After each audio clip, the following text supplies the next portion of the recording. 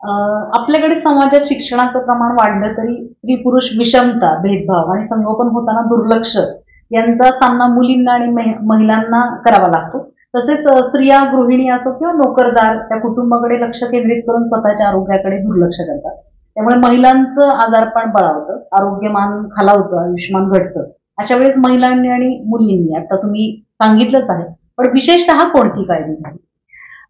आता तुमचा हा जो प्रश्न आहे तो एकदम कॉम्प्लिकेटेड प्रश्न आहे. ह्याच्यामध्ये आता मी म्हणेल की माझं जेवढं ऑब्झर्वेशन आहे त्याच्यामध्ये जेवढा भेदभाव पहिले होता स्त्रियांमध्ये म्हणजे मुलींमध्ये आणि मुलामध्ये, तो भेदभाव आता एका परिवारामध्ये तो भेदभाव बऱ्यापैकी कमी झालेला आहे. दोघांना सेम जेवण भेटतं, दोघांना सेम स्कूलिंग भेटतं.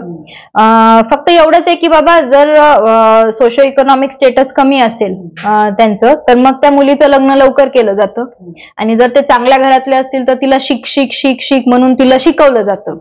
आणि मी जसं म्हणलं, जर ज्यांना शिकवलं जातं ते करिअरच्या मागे जातात आणि ज्या लवकर लग्न करतात ते ऑलरेडी त्यांना काहीच अक्कल नसते, दे आर नॉट मच्युअर.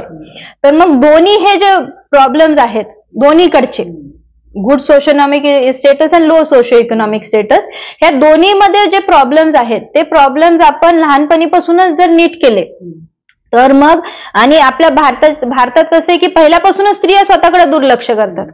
पहिले त्याच्यामध्ये घर कामाचं निमित्त होतं, आता दुसरे निमित्त यायला लागलेत. निमित्त जरी नसलं तरी तुम्ही जसं म्हणला तसं मोबाईल टीव्ही तर आहेच.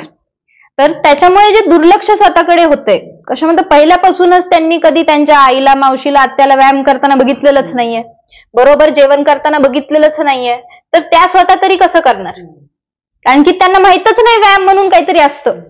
आणि जर मी घरकाम नाही करत आहे तर माझ्याकडे वेळ एक्स्ट्रा आहे, जर मी बाहेर काम करायला नाही जाते तरी पण वेळ एक्स्ट्रा आहे, तर मी काय करायचं? मी मोबाईल टीव्ही बघते. तर म्हणजे त्याच्यामध्ये दुसरं काही ऑप्शन आहे ज्याच्यामध्ये आपण आपला वेळ अजून चांगल्या पद्धतीमध्ये स्वतःसाठी घालू शकतो, असं त्यांनी एक्झाम्पल कधी बघितलेलंच नाहीये. तरी सुद्धा पहिल्या स्त्रियांमध्ये एवढे प्रॉब्लेम येत नव्हते, आता प्रॉब्लेम जास्त येत आहेत. कशामुळे? तर पहिले स्त्रिया घरकाम सगळं स्वतः करत होत्या, झाडून पुसून स्वतः काढायच्या, वजनं स्वतः उचलायच्या, लेकरांना स्वतः उचलायच्या, त्यांची बस उठ जास्त होत होती, त्याच्यामुळे त्यांचे मसल स्ट्रॉंग राहत होते. ठीक आहे, नाही म्हणलं तरी त्या एवढ्या बिझी होत्या की त्यांना दुसरा काही विचार करायचा वेळच नव्हता. विचार करायचा वेळ नव्हता म्हणून त्यांचं टेन्शन वाढायचं नाही. म्हणजे ऑटोमॅटिकली त्यांची स्ट्रेस मॅनेजमेंट होत होती, एक्सरसाइज होत होतं, आणि जे पण काही ते जेवण करत होत्या त्यांच्या एक्सरसाइजमुळे ते बरोबर शरीर वापरलं जात होतं. आता घरकाम कमी झालेलं आहे, फ्री टाइम वाढलेला आहे, म्हणून स्ट्रेस बिनकामाचा की बाबा आता मला पिक्चर बघायला जायचं होतं, घेऊन नाही गेलो. मला साडी पाहिजे होती, आणून नाही दिली. नाहीतर मी हे सामान इथं ठेवलं होतं, मी इथं ठेवलं होतं, का हलवलं? म्हणजे एवढ्या छोट्या छोट्या गोष्टींवरून सुद्धा घरी वाद व्हायला चालू झालेले आहेत, जे पहिल्या बायका लक्षच देत नव्हत्या. तर ह्याच्यामुळे सुद्धा आत्ताच्या स्त्रियांमधले प्रॉब्लेम्स वाढलेले आहेत, जे पहिल्या स्त्रियांमध्ये नव्हते. दुर्लक्ष पहिले पण करत होते, आत्ता पण करतायत. पण पहिलं दुर्लक्ष ते शरीर सपादून घेत होतं कारण की त्याला दुसऱ्या गोष्टी भेटत होत्या. पण आता शरीराला काही सुद्धा भेटत नाहीये, नाही चांगला आहार भेटतोय, नाही व्यायाम भेटतोय, नाही त्यांना स्ट्रेस मॅनेजमेंट शिकवली जातीये. आणि दुसरी गोष्ट, मोबाईल कम्प्युटरमुळे एवढ्या म्हणजे रात्री 12, 1, 2 वाजेपर्यंत स्त्रिया जागतात. नवरा येऊन झोपून जातो पण ती 2 वाजेपर्यंत बघत बसती. आणि मग दुपारची झोप पण महत्वाची असते. 2-3 तास दुपारी झोपल्यावर रात्री झोप कशी येणार?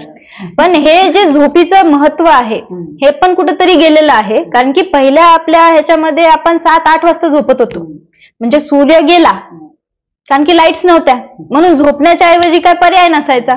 पण आता लाईट सगळीकडे झाल्यामुळे आपल्याला समजतच नाहीये की बाबा सूर्य कधी चाललाय आणि कधी उगवतोय. आणि आपण हे विसरतोय की आपल्याला जसं देवानी बनवलेलं आहे, आपली जी सर्काडियन रिदम आहे ती आपण सूर्यासोबत उठलं पाहिजे आणि सूर्यासोबत झोपलं पाहिजे, असं आपल्याला देवानी डिझाईन केलेलं आहे. समजा आता मिक्सरला डिझाईन केले, बाबा 2 मिनिट चालू ठेव, अजून चालवलं तर ते बंद पडणार, आपल्याला तो माणूस सांगतो, आपण ते फॉलो करतो. पण आपल्या ज्या मशीनचं इन्स्ट्रक्शन मॅन्युअल आहे तेच आपण विसरून गेलेलो आहे.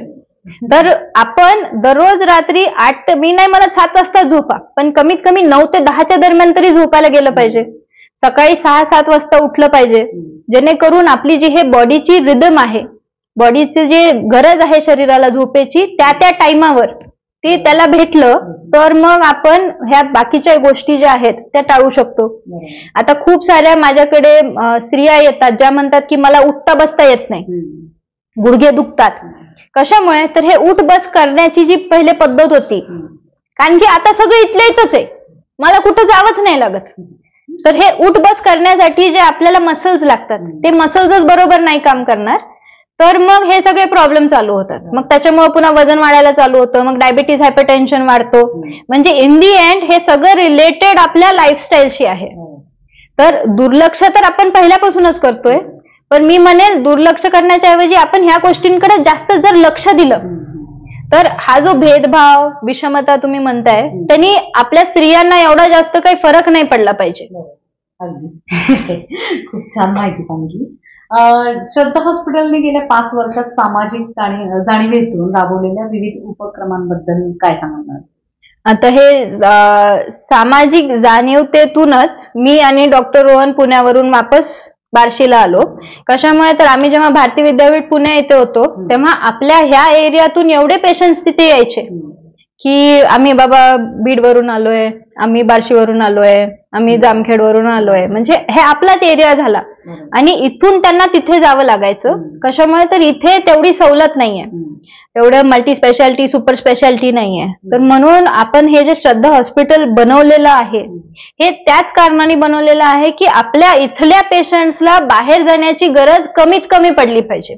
मी नाही म्हणत की गरजच नाही पडत कधी कधी जायला, पण आपलं आता मी जर म्हणेल श्रद्धा हॉस्पिटलच नाही, पण बार्शी इन दी एंड एवढं छान मेडिकल हब झालेलं आहे की आपल्या इथे डायलिसिस आहे, कॅथलॅब आहे, NICU एवढे छान छान झालेले आहेत ज्याच्यामध्ये नवजात शिशूला आपण एवढी चांगली ट्रीटमेंट देतोय. एक नाही 2 गोष्टी आहेत, ब्लड बँक 2 आहेत, जेणेकरून पेशंटला बार्शीतून बाहेर जाण्याची गरज फक्त 1 नाही तर 2% राहिलेली आहे. बार्शीमध्ये 2 न्यूरोसर्जन्स आहेत.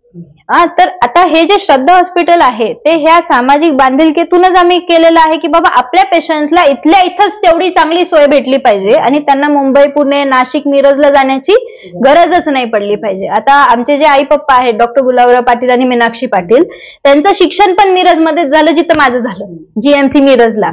पण जे आपले करमवीर जगदाळे मामा आहेत ते म्हणले की त्यावेळेस बार्शीमध्ये हॉस्पिटल नव्हतं कुठलंच.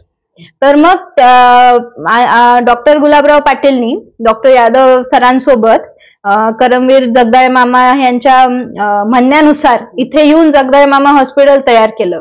तर ती जी सामाजिक बांधिलकी आहे त्यावेळेसपासून चालू राहिलेली ती आपण इथे श्रद्धा हॉस्पिटलमध्ये पुढे घेऊन जातोय. आता आपण खूप सारे कॅम्प्स कंडक्ट करतो ज्याच्यामध्ये आपण पूर्ण स्त्रीरोग तज्ञ, वंध्यत्व, मेडिसिन हे पण कॅम्प्स आपण मागच्या 5 वर्ष झालं घेतोय. त्यासोबत जे सगळे कॅम्पसेस आहेत, कॉलेज, स्कूल्स, त्याच्यामध्ये लेक्चर्स घेतो ज्याच्यामध्ये आपण हे जे लाईफस्टाईल आहे, जे मी सांगते तुम्हाला की आपण व्यायाम केला पाहिजे, बरोबर सगळं केलं पाहिजे, हे जर आपण आपल्या येणाऱ्या पिढ्यांवरती म्हणजे 8वी, 9वी, 10वी, 11वी, 12वी ह्यांना आपण सांगतोय, जेणेकरून हॉस्पिटलमध्ये येण्याचे पेशंट्सच प्रमाण कमी झालं पाहिजे पूर्ण आयुष्यात. तर ही एक म्हणजे माझं पर्सनल एम आहे की बाबा आपण आपल्या चिल्ड्रनला, जे अडॉल्संट्स आहेत, जे हे वाढत्या वयातले मुली आहेत, मुलं आहेत, त्यांना जर आपण आतापासूनच सांगितलं तर मग माझ्या श्रद्धा हॉस्पिटलची पुढे जाऊन गरजच नाही पडली पाहिजे. आणि अजून एक गोष्ट म्हणजे आता हे मागच्या 2 वर्षांखालीपासून आपण जिल्हास्तरीय चेसची स्पर्धा घेतो, जेणेकरून बाबा बुद्धिमत्ता ह्याला जास्त लक्ष दिलं पाहिजे सगळ्या लेकरांनी. आपण आता 5 वर्ष श्रद्धा हॉस्पिटलला झाली म्हणून एप्रिलमध्ये सप्ताह ठेवला होता, जेणेकरून त्या सप्त्यामध्ये सुद्धा आमचं श्रद्धा हॉस्पिटलचं एम काय होतं की जे आपण अध्यात्म म्हणतो त्या अध्यात्मामधून सुद्धा स्ट्रेस मॅनेजमेंट होती, जे आजकालची पिढी विसरून जात आहे. तर जर अध्यात्म केलं, प्रेयर म्हणली, भजन कीर्तन केलं तर आपण ते एक प्रकारचं मेडिटेशन होतं, जेणेकरून आपल्याला स्ट्रेस मॅनेजमेंट करायला मदत भेटते. आजकाल मुलींना आणि स्त्रियांना जेव्हा आता जे तुम्ही अनियमित पाळी म्हणला त्याचे 2-3 असे पॉइंट्स आहेत की बाबा जर 9वी-10वीत मुलगी गेली, हॉस्टेलमध्ये शिफ्ट झाली, लग्न झाल्यानंतर पहिली पाळी बरोबर येत असती, पण ह्या 3 ठिकाणी त्यांची पाळी चुकती. नाहीतर मग त्याच्यामध्ये जो बदल येतो, जी अनियमित होती ती पाळी ती पुन्हा नीटच होत नाही. कशामुळे तर त्यांना असं सोडून दिल्यासारखं वाटतं, त्यांची लाईफस्टाईल एकदम चांगली नसती, प्लस त्यांना ऍडजस्टमेंट प्रॉब्लेम्स येतात. तर मग हे जे आपण अध्यात्म म्हणतोय, स्पिरिच्युअलिटी म्हणतोय, ह्याच्यामधून सुद्धा आपल्याला हे स्ट्रेस मॅनेजमेंट आपल्या मुलींना शिकवता येईल, जेणेकरून ते स्वतःची बरोबर कुठं जरी गेल्या, कुणाच्या जरी घरी गेल्या तरी सुद्धा त्यांना ही स्ट्रेस मॅनेजमेंट जर बरोबर करता आली. कशामुळे तर माझा विश्वास कुणावर तरी आहे आणि ते माझी काळजी घेणार आहे. तर ह्या एका गोष्टीमुळे सुद्धा आपल्याला हा पीसीओडी आणि जे हाय रिस्क ऑब्स्टेट्रिक आपण म्हणतोय की बाबा जे प्रेग्नन्सी मधले प्रॉब्लेम्स येत आहेत ते पण आपण कमीत कमी ठेवू शकतो. आपल्या हॉस्पिटलच्या 10 डिसेंबर रोजी सुरू होणाऱ्या आरोग्य शिबिरांच्या मालिकेचा उद्देश आणि नियोजित कार्यक्रमांबद्दल काय सांगाल मॅडम? आज आपण 10 डिसेंबर पासून जे मार्गदर्शन मेळावा चालू करत आहोत, त्याच्यामध्ये आपण 25 ते 26 गावांमध्ये हा मार्गदर्शन मेळावा घेणार आहोत. त्यामध्ये स्त्रीरोग, मेडिसिन, सर्वरोग निदान व पीडियाट्रिक्स म्हणजे लहान मुलांचे पण रोग याविषयी आपण सर्वांशी भेटून त्यांचं रोग निदान करून त्यांना मार्गदर्शन करणार. आपण काही तिथे त्यांना व्हिडिओज दाखवणार, जेणेकरून जनजागृती झाली पाहिजे. आणि मी जे हे स्ट्रेस करते दरवेळेस की बाबा लेकरांनी व स्त्रियांनी, महिलांनी, सर्व माणसांनी बरोबर खाल्लं पाहिजे, झोपलं पाहिजे, ह्या सगळ्या गोष्टींबद्दल व्हिडिओज बनवून जरी तिथे 10 जण आली, 100 जण आली तरी सुद्धा त्यांना तिथे येण्याचा फायदा झाला पाहिजे, ह्याची आम्ही पुरेपूर काळजी घेणार आहोत. 10 डिसेंबर पासून जे शिबिर सुरू होणार आहे त्यामध्ये नक्कीच सहभागी व्हा. आणि खूप छान चर्चा झाली मॅडम. वंध्यत्व निवारणाची कारण आणि उपचार यासंबंधी डॉक्टर श्रद्धा पाटील यांच्याशी छान चर्चा झालेली आहे. धन्यवाद. नमस्ते. Thank you for calling.